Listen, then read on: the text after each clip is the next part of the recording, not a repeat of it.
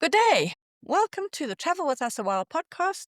My name is Bron Hogan, and today my guest is Kristie Brennan, a photographer. Of course, she's a photographer. That's why I get drawn to people, is by the beautiful images, because I'm a photographer and I see the world through a camera lens all my life. There are so many beautiful images on her Facebook page, and I'm particularly drawn to the Kokoda Track Memorial Walk that she did a short while ago. But I think what I will do is hand over to Kristie, and I'm sure she will give us much better detail.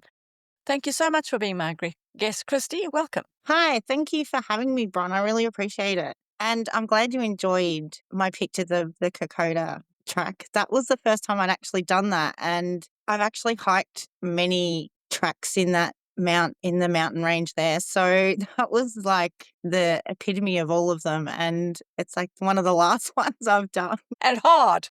Yeah.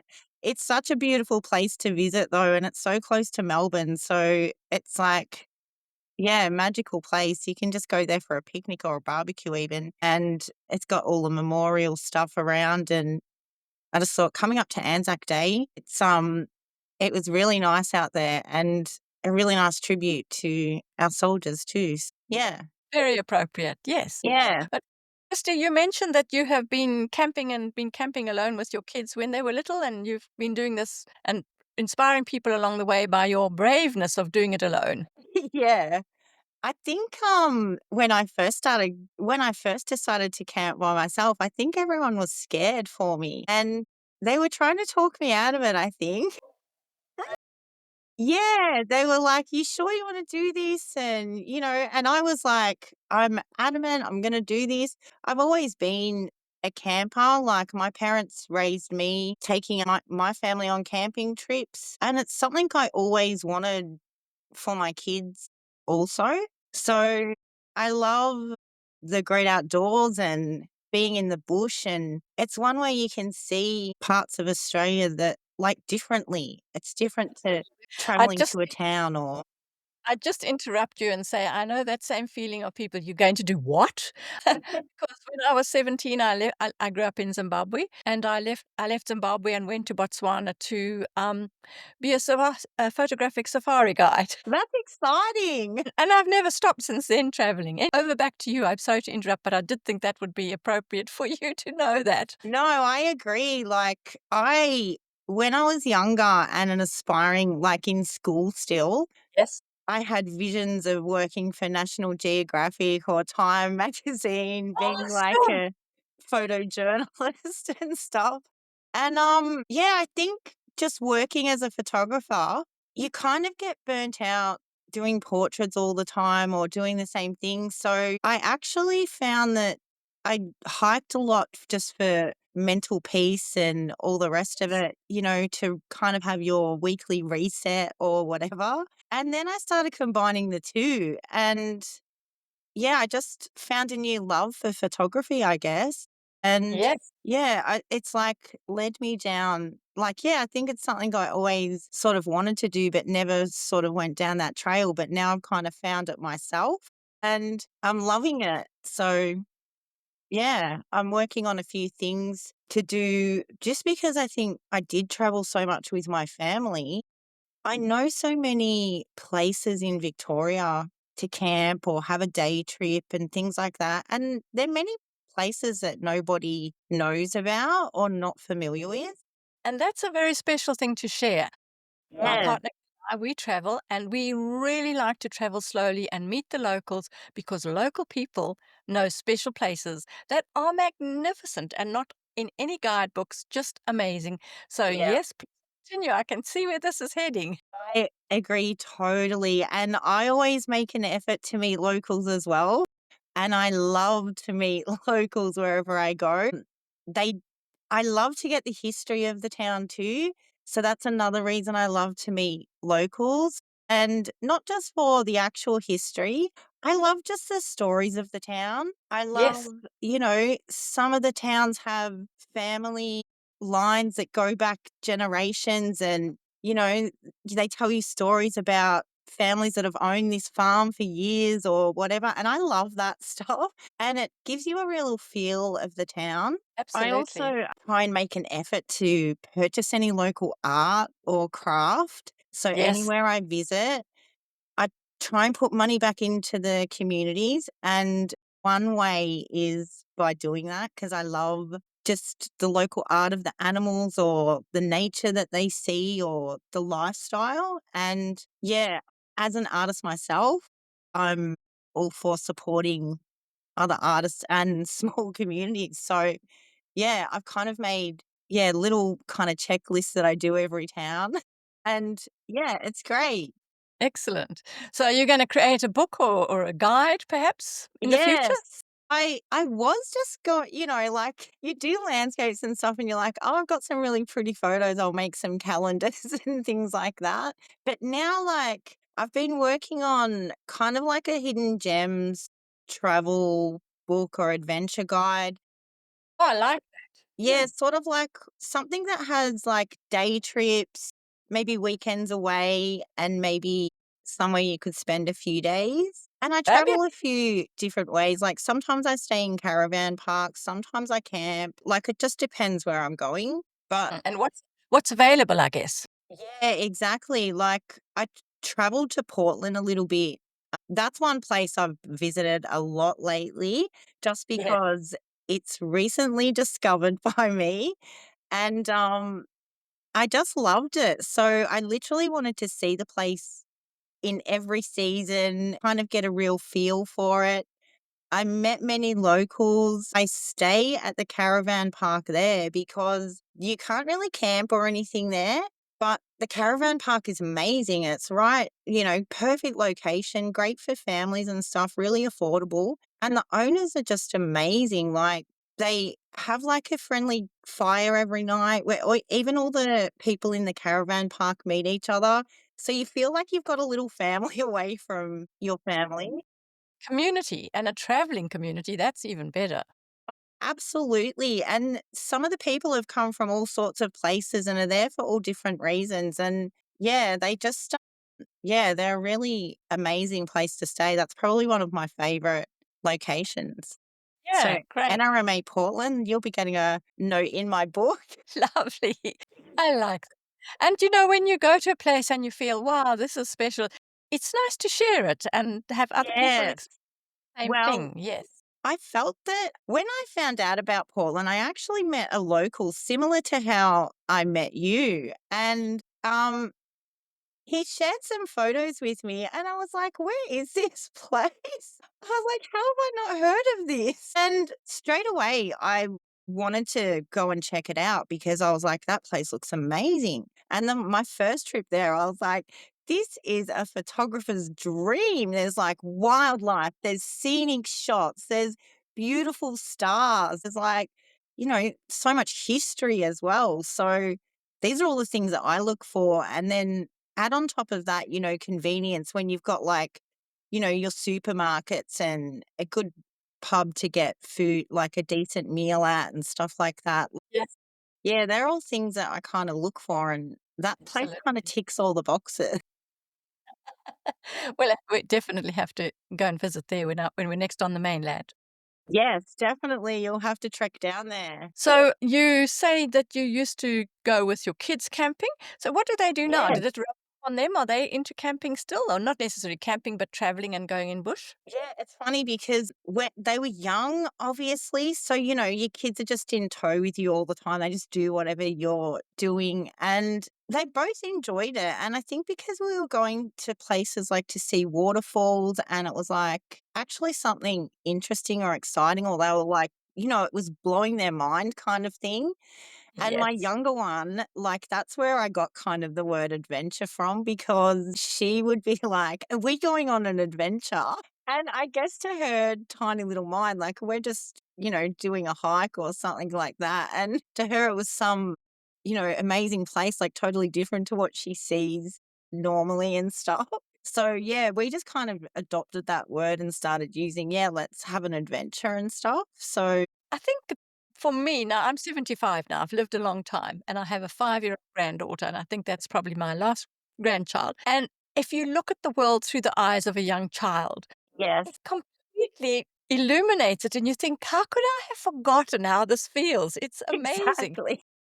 Every day is an adventure, and especially to go out and, a magnifying glass to look at weird things on the ground even gets us excited. Exactly. And that's the thing, like, I guess it taught me a lot taking them to actually stop and look at things, take stuff in. And you probably notice this as well. When you photograph stuff in nature or just, landscapes and stuff, you're looking through the lens of the camera. And I've just found like it's really important to just stop for a second and take in what you're actually looking at. Like, take it in with your own eyes. Absolutely, that is the best advice you could give anyone, because often we're so busy trying to capture this to share it with our friends, we Yeah. forget to actually sit a while and experience it. So Yes. I have a habit of I take the photos quickly and then I put the camera away and I sit down and I just experience it because it's such a different thing. I often think to myself, oh, bummer, I should have kept the camera ready because, oh, look at that, that's happened that I didn't notice before. Yeah, exactly. But you don't need to have a photograph of everything to remember how it made you feel. And that's something I have to keep reminding myself. Yeah, it's something I definitely keep reminding myself too because it's so easy to get caught up in that moment as well. But I exactly do the same thing. Like, I'll take a few shots and then I'll actually stop and take it in for a second. And especially when you're witnessing something in nature or whatever, it's really amazing to see something. It's like, yeah, a privilege to witness certain Yes. things. Yes. And if you can share it with your children, that's even better, I think, because it's like together you will keep talking about it. So you'll always remember it. You don't need a photograph. Yeah, exactly. And some of my kids' greatest memories are trips away, like our camping trips and Adventures. Adventures away. exactly, adventures, all of our adventures. And I definitely think they're going to bring that into their families' lives as well because it is even though it's something they don't enjoy so much now, they'll still come along, but it's limited days now. So they'll only do like, 2 days at max and they're at the But age life where is, Wi-Fi is life. oh goodness, yes. I think nature helps you rediscover yourself. Absolutely, and it definitely helped me, like, after separating from my kid's dad, I definitely started getting into nature more to reset myself, I guess, like, clear my mind and just it's somewhere I'm always at peace and Yes. I feel like I can just breathe. So, yeah, it's definitely healing, definitely. Yes. Now, when you are out there by yourself, have you ever experienced something that's been a bit, I'm not too sure if I can handle this, it's quite scary? Yeah, and I have had a few and it's sometimes I'm kind of like, "Oh, if I get stuck here or whatever, I can't really like, I've got no service and stuff like that." So there's been a few times like that, or just where maybe I've hiked too deep in and I'm kind of like, "You better start making your way home because you're not really even sure where you're going." But one time I was actually photographing at nighttime and I was like in the country, like in the middle of nowhere. And I was actually standing on the bonnet of or the roof of my car. Of And course you would yeah, like I had to get that angle. And this understand. car pulled up, like it drove past me with the spotlights and everything. And I kind of thought, oh, because I was on a dirt road and I was sort of like, oh, that's odd. I'm like in the middle of nowhere. And then it turned back and pulled in front of my car with the lights on me. So I couldn't see anything. And I was kind of like, I'm a little bit scared right now. I'm not sure what's going to happen. Lost, a little bit Yeah, and vulnerable. I was You're like, like one of those "Oh." moments, I was in a vulnerable position, I'm like, I'm on the roof of my car, I'm not sure how I'm gonna get out of this. But, yeah, it was a really weird moment where the person didn't get out of the car, they didn't say anything, and we kind of just had this weird silence for about 30 seconds, and then I kind of put my hands up, like, as to say, "Are you okay?" Like, hands out, like, "What's going on?" And they reversed and drove off, and I felt really weird about that situation. I did leave after that because I thought that was bizarre. Me, how strange. Yeah, and I had never had something like that happen. Most people will talk to you if they see you because they're interested to know what you're doing. And I was on the roof of my car. I thought he would be like, "Are you okay? Like, what's going on?" Trying to get Wi-Fi reception for 000. Oh, goodness, yeah, that's really weird. Oh, my. And a place that you keep returning to, that's so special. Few places I return to that I just, they hold certain memories or, a lot in King Lake Mountains and things like that. We spent a lot of time there when I was younger, Yes. and I l being local to me, I know it like the back of my hand. So Spec it's very familiar. I know a lot of kind of little secret spots, and yeah, it's a beautiful place to just be alone and, have some of the bush to yourself. So that's probably one of my favorite places. Also, I like down the Mornington Peninsula, Rosebud. There's a beach in Rye as well that I particularly love to visit often, like rock pools and, you know, night sky shots. But Yes, yours are beautiful. yeah, I love auroras and some of I love the Milky Way too. So yeah, whenever I get the opportunity to do some night stuff, I'm always into it. In Melbourne though, so cloudy. And so much reflection from all the city lights. Well, that's why I normally travel out. So I normally go to the beach so I can have the clear skies, less Yes. pollution from the lights. Normally, it's very strange as well having the beach to yourself at night time. Like it's such a nice feeling. I was saying to another photographer, um, he's like, "How do you sit on the beach alone at nighttime?" And I was like, "It's actually quite nice to sit at the beach. Once your eyes adjust, you can see the Yeah. beach normally." Yes, for sure. Yeah, it's still the same feel, like very calming. You hear the waves and you can still hear seabirds and everything. But yeah, I've had some, it's like nice to see a sunset over the beach, but it's really beautiful to see the Milky Way as well. And quite often I try and do both if I can in the one night. So I share with you that I'm a sailor, and my partner Ken and I sailed around the South Pacific Islands, living on board our little yacht for 6.5 years and more years up and down the east coast of Australia. And I was very excited about photographing the night sky because 100 miles out into the ocean, there's no pollution. But Yeah. unfortunately, a yacht moves. Yes, I know. That would be very hard.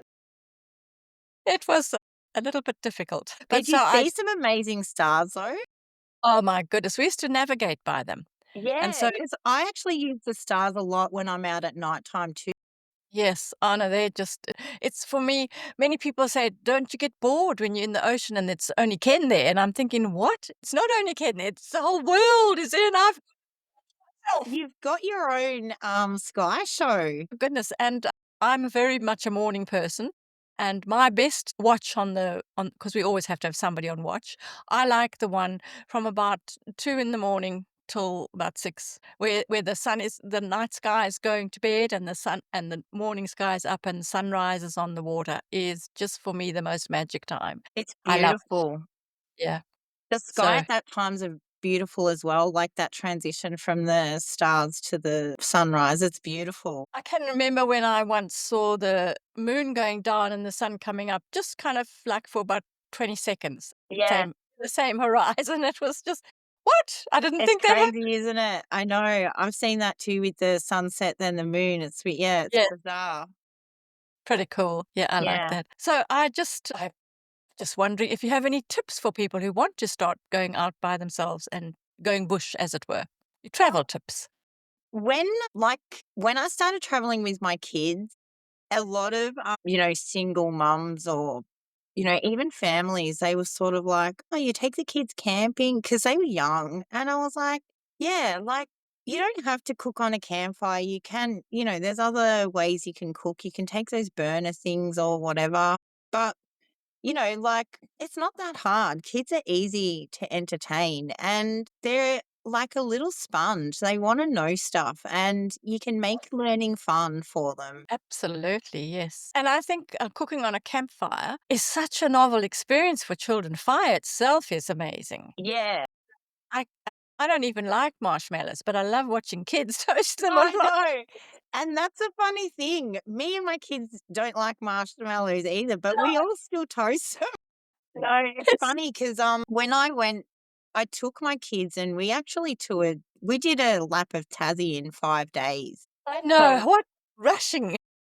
I know, like I literally I planned this trip out and I thought there's certain things I wanted to see. And there was lots of waterfalls and hikes and things on it. And the kids were already getting to the stage where they're like, we're sick of doing all this stuff and things like that. So kind of got them involved with the Tasmania trip and they loved it. Like I gave them choices of what they wanted to do.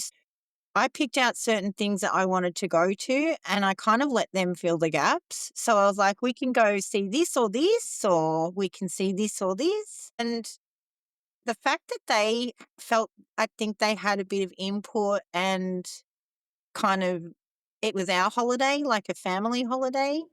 What a good idea. That's really Yeah. good. And I think also people say, and I mocked you and laughed, but, you know, to get a taste of Tassie and you'd see as much as you can in the time you have available, sits in your brain, and you think when you have more time, you go back and do it properly. I reckon you need about 3 or 4 months to see Tasmania properly, because I know it's a small state, but we have such a variable things to beaches and hills and waterfalls, and it's just amazing. I love Tasmania, and Yeah. I came away from Tasmania thinking, this is Australia's best kept secret because it is, like, so beautiful, and I don't know why more people aren't traveling there because, like exactly like you said, every single section I went to, I was literally like, "I need to come back here," and I kind of wanted to spend the 3 to 5 days in those certain sections that I was at. So already I was like,